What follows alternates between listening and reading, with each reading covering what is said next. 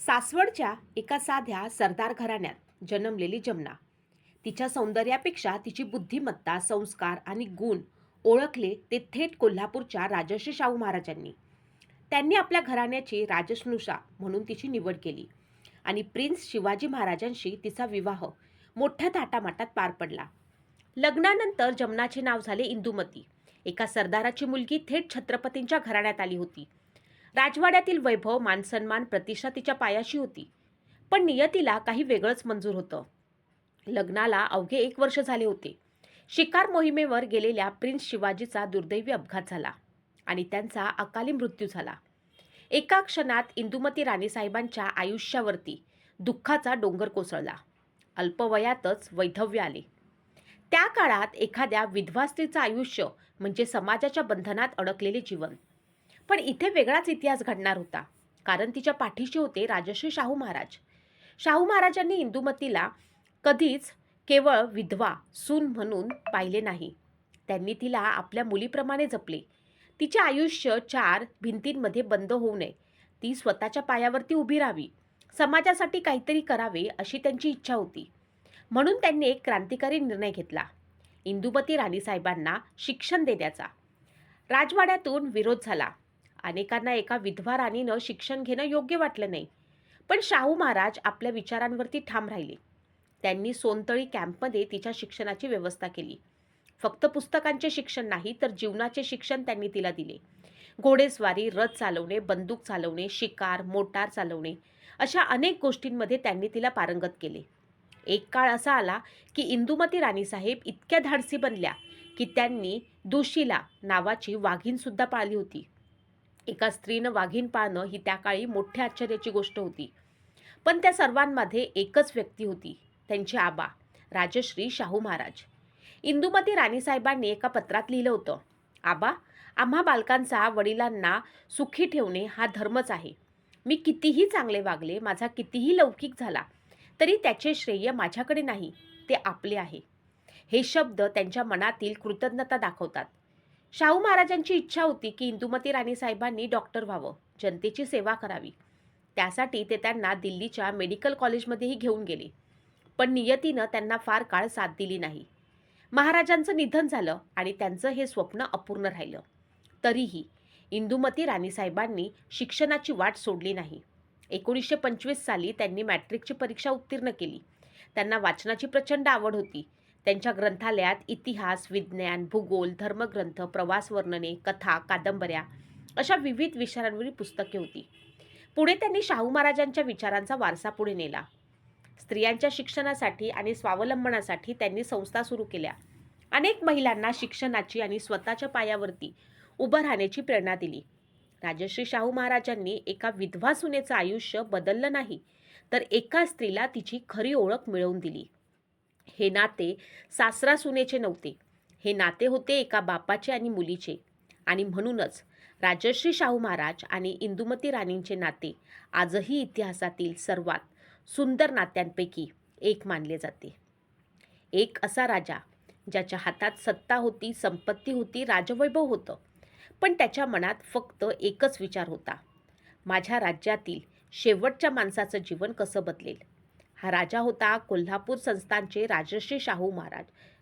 आज आपण राजे महाराजांच्या कथा ऐकतो तेव्हा अनेकदा त्यांच्या युद्धाच्या, पराक्रमाच्या आणि राजवाड्यांच्या गोष्टी ऐकायला मिळतात.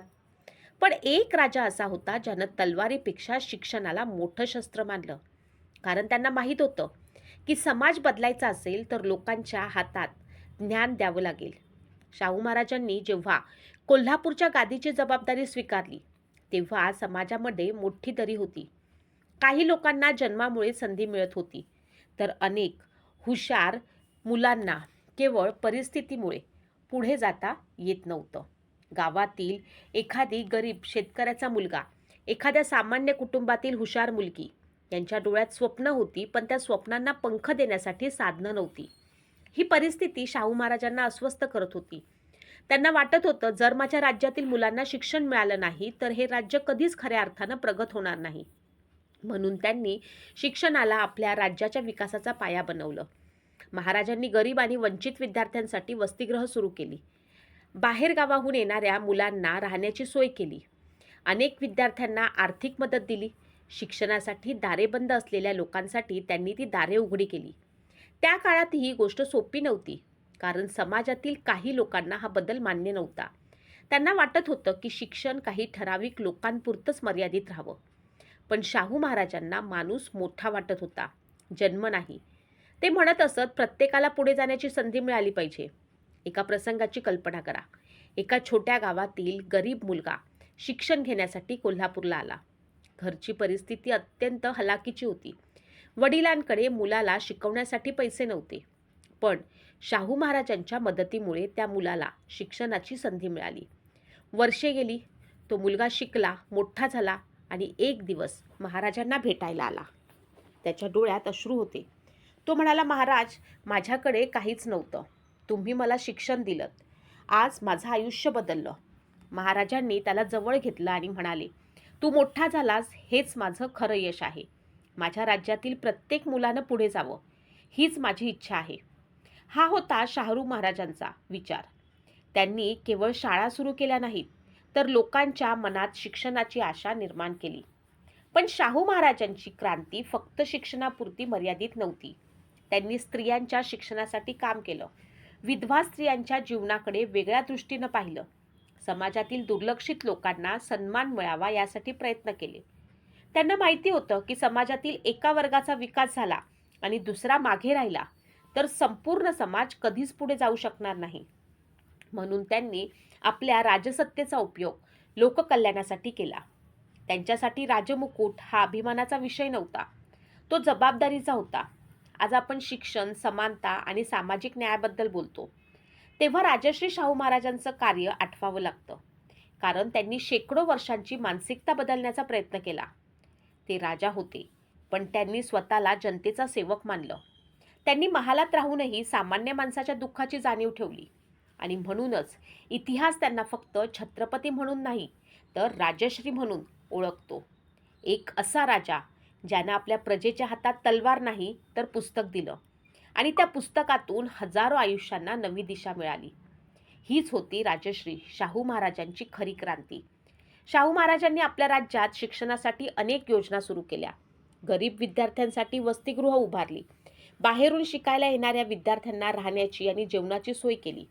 त्यांच्या दृष्टीनं गरीब मुलगा आणि श्रीमंत मुलगा यात फरक नव्हता. त्यांना फक्त एक गोष्ट महत्त्वाची वाटत होती, या मुलांमध्ये क्षमता आहे का? जर क्षमता असेल तर त्यांना संधी मिळाली पाहिजे. पण प्रत्येक बदलाला विरोध होतो. शाहू महाराजांच्या निर्णयांनाही विरोध झाला. काही लोकांना वाटत होतं की समाजाची जुनी व्यवस्था बदलू नये. पण शाहू महाराजांनी स्पष्ट सांगितलं, जर एखाद्या व्यवस्थेमुळे माणसाची प्रगती थांबत असेल तर ती व्यवस्था बदलली पाहिजे. त्यांच्यासाठी राजा होण्यापेक्षा न्याय देणं महत्त्वाचं होतं. शाहू महाराजांनी केवळ मुलांच्या शिक्षणाचा विचार केला नाही, त्यांनी मुलींच्या शिक्षणालाही तितकंच महत्त्व दिलं. त्या काळात अनेक मुलींना शिक्षणाची संधी मिळत नव्हती. पण महाराजांचा विचार वेगळा होता. त्यांना माहिती होतं की एक मुलगी शिकली तर एक संपूर्ण कुटुंब शिकतं. म्हणून त्यांनी स्त्री शिक्षणाला प्रोत्साहन दिलं. शाहू महाराजांचा आणखी एक महत्त्वाचा निर्णय म्हणजे मागासलेल्या आणि वंचित समाजातील लोकांना संधी मिळावी, यासाठी त्यांनी केलेले प्रयत्न. त्यांना वाटत होतं की समाजातील सर्व घटकांना समान संधी मिळाली पाहिजे. त्यांच्या या विचारातून त्यांनी 1902 मध्ये कोल्हापूर संस्थानामध्ये मागासवर्गीयांसाठी सरकारी नोकऱ्यांमध्ये आरक्षणाची घोषणा केली. हा निर्णय त्या काळात अत्यंत क्रांतिकारी होता, कारण त्यांनी केवळ भाषणं केली नाहीत, त्यांनी प्रत्यक्ष कृती केली. एक प्रसंग असा सांगितला जातो, एक गरीब विद्यार्थी शाहू महाराजांना भेटायला आला. त्याच्या अंगावरती साधे कपडे नव्हते, डोळ्यात शिकण्याची इच्छा होती. महाराजांनी त्याची परिस्थिती विचारली. त्या मुलानं सांगितलं, महाराज, मला शिकायचं आहे, पण माझ्याकडे पैसे नाहीत.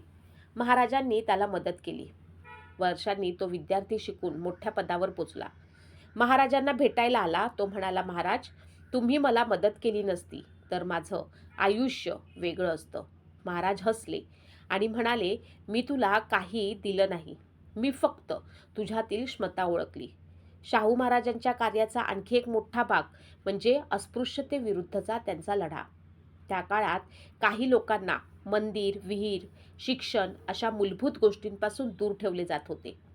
पण शाहू महाराजांनी माणुसकीला सर्वात मोठं स्थान दिलं. त्यांच्यासाठी माणसाची किंमत त्याच्या जन्मावर नाही, तर त्याच्या गुणांवर होती. राजश्री शाहू महाराजांचा राजवाडा मोठा होता, पण त्यांचं मन त्याहून मोठं होतं. ते स्वतः राजे होते, पण त्यांना सामान्य माणसाच्या दुःखाची जाणीव होती. ते म्हणायचे, राज्य हे राजासाठी नसतं, राज्य हे जनतेसाठी असतं. आज आपण शिक्षण घेतो, समानतेची भाषा बोलतो, संधी मिळण्याचा अधिकार मानतो. या विचारांच्या मागे अनेक समाजसुधारकांचे योगदान आहे. त्यापैकी एक मोठं नाव म्हणजे राजश्री शाहू छत्रपती महाराज. त्यांनी लोकांना फक्त मदत केली नाही, त्यांनी लोकांना स्वतःच्या पायावरती उभं राहण्याची ताकद दिली. कारण त्यांना माहीत होतं की एखाद्याला आयुष्यभर अन्न देण्यापेक्षा त्याला स्वतः अन्न मिळवण्याची क्षमता देणं मोठं काम आहे. आणि म्हणूनच इतिहासात त्यांचं नाव एका राजापेक्षा जास्त एका समाज बदलणाऱ्या युगपुरुष म्हणून घेतलं जातं. राजमुकुट घातलेला राजा अनेक होऊन गेले, पण जनतेच्या मनावर राज्य करणारे राजश्री शाहू महाराज एकच होते.